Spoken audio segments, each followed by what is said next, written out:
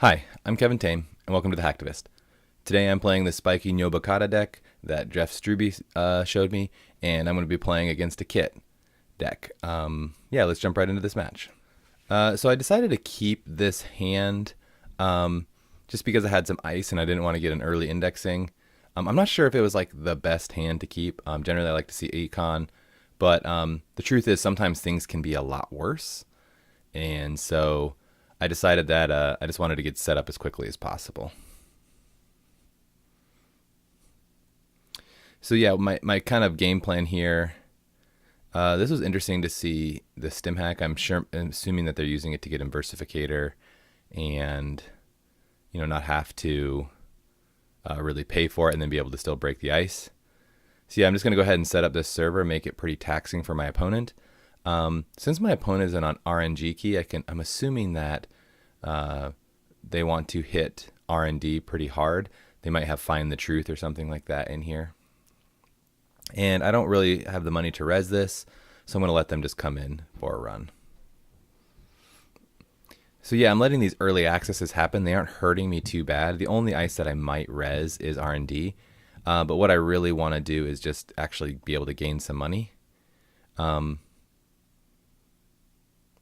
And I haven't seen any of my economy cards. In hindsight, I think keeping the starting hand was bad because it's generally good to see economy, but at the same time, I've seen a lot of ice, which is also very good. It's really tough to say. This one I still am not as rich as I would like. I'm going to let my opponent in.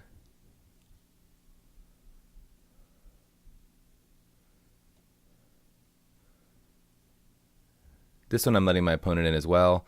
Hopefully they snare, and they do. That's great tempo hit for me. A tempo hit for my opponent. Yeah, that couldn't have been couldn't have gone on any better.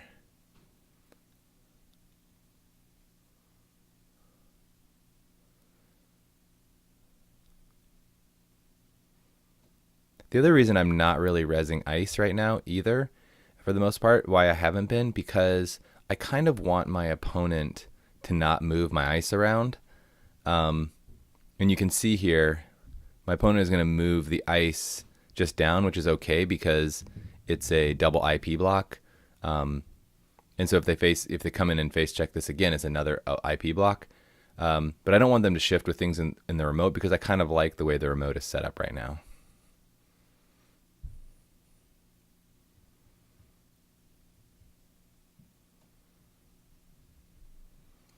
I don't feel like I'm going to find much value from the Swordsman or the MCA Austerity because they're on Inversificator, so that's why I just pitch them.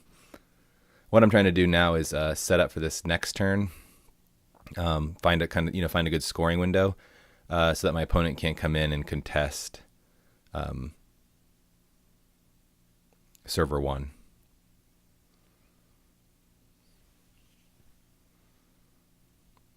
And this is good because if my opponent hits snare, they can die. Which they actually can't now because I have both snares in hand. They can't steal Obokata, so I think resing the Kakugo is a good play there. So this is going to cost me 4 to res the Kakugo. I don't want to res the outside ice, but that's okay because my opponent actually can't steal this. They could now with Diesel. At the time, I didn't know if they could steal it because of... I didn't think they had enough draws and runs to make it work.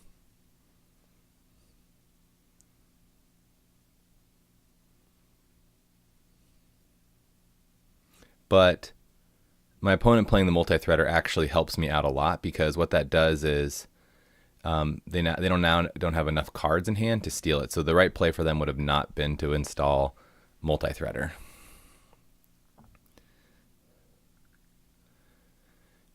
I have the agendas in hand that I can score out to win, so my plan here is to just get some economy back by installing NGO.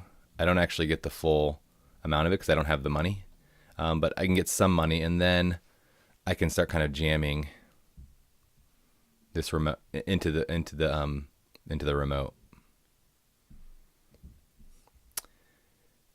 So my opponent can't steal Obokatas. So I don't. That's once again, I don't think that's the best play for them because they need to manage their hand size. And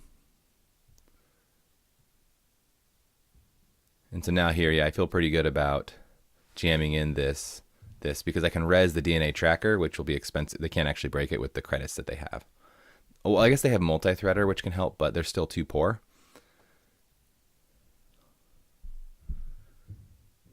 Because that's going to cost them 4, 5, 6, 7 to break.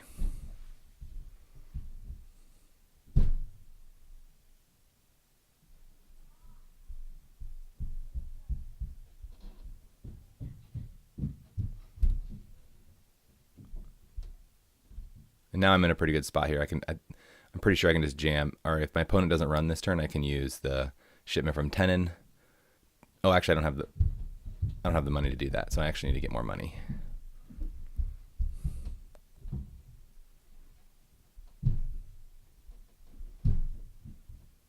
Yep, and just gain some money, and my opponent should not be able to get in here unless they have stim hack, but I think it's unlikely, so I think I can close this game out here with this play.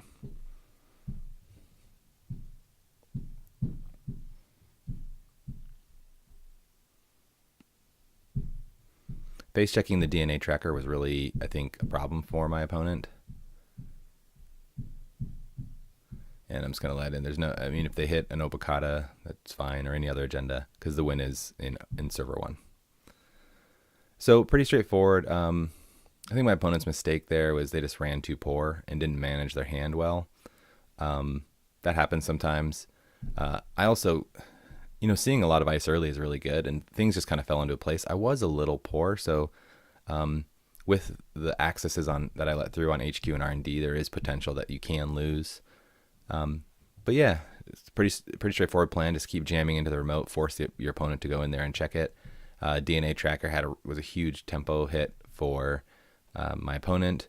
There was also just a number of plays that that hurt my opponent, and it benefited me quite a bit.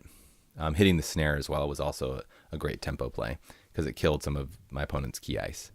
Well, anyways, thanks for watching this match. If you have any questions or comments, please write them below in the comment section. Also, like and subscribe to my channel. I appreciate it.